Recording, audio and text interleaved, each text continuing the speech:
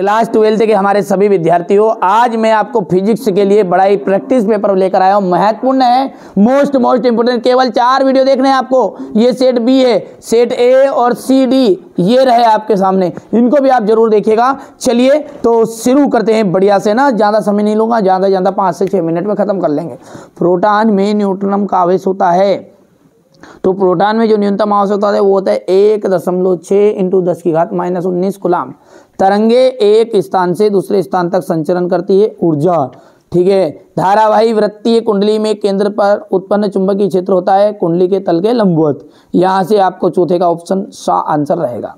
तरंग का प्रकाश की तरंग प्रकृति का प्रमाण निम्न परिघटना में नहीं मिलता, तो प्रकाश विद्युत प्रभाव। एक कण का द्रव्यमान m एवं वेग v है, उससे संबंध डी ब्रोगली तरंग होगी, तो m बटा जाएगा hv।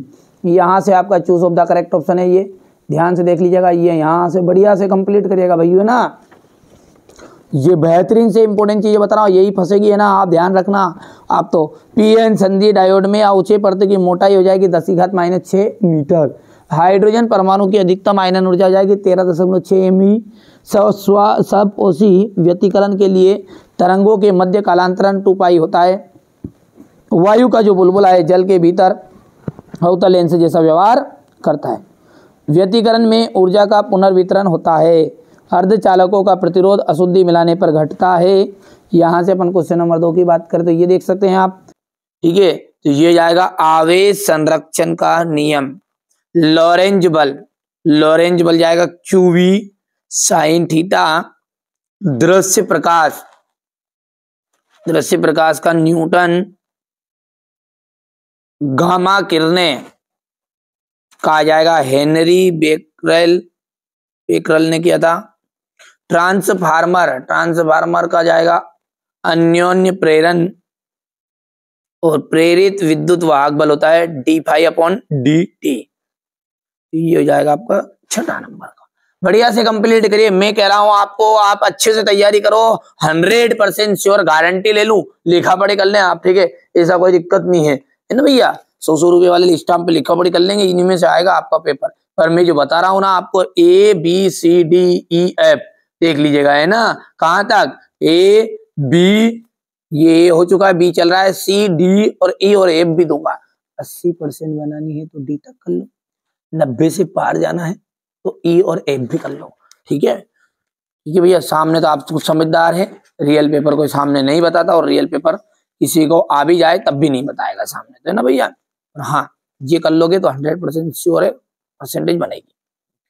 1 किलोवाट घंटा एवं जूल में क्या संबंध है? तो 1 किलोवाट घंटा इक्वल होता है 3.6 × 10⁻6 जूल। विशिष्ट प्रतिरोध का एसआई मात्रक है ओम × मीटर।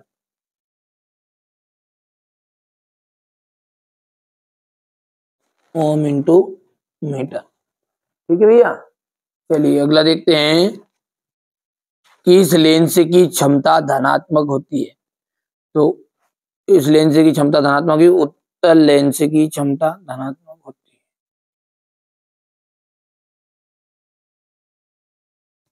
उत्तल लेंस की जो क्षमता होती है ना, वो आपकी धनात्मक होती है। ठीक है।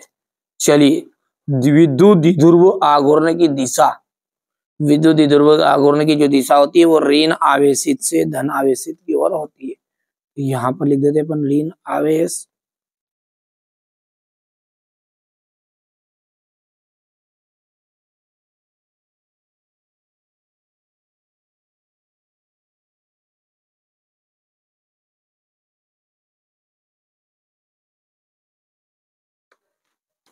समय परिवर्ती विद्युत क्षेत्र से उत्पन्न धारा का जो मान है वो के नाम क्या है? वो है विस्थापन धारा।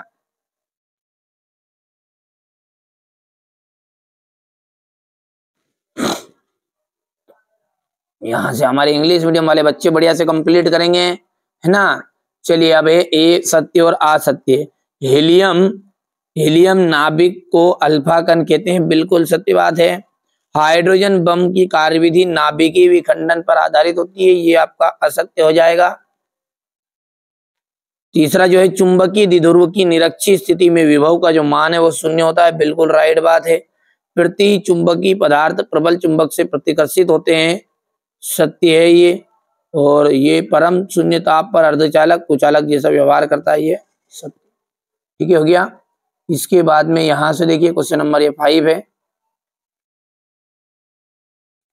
यहां से देख सकते हैं आप, है ना। किसी आवेशित चालक के अंदर विद्युत क्षेत्र एवं विद्युत विभव को स्पष्ट कीजिए।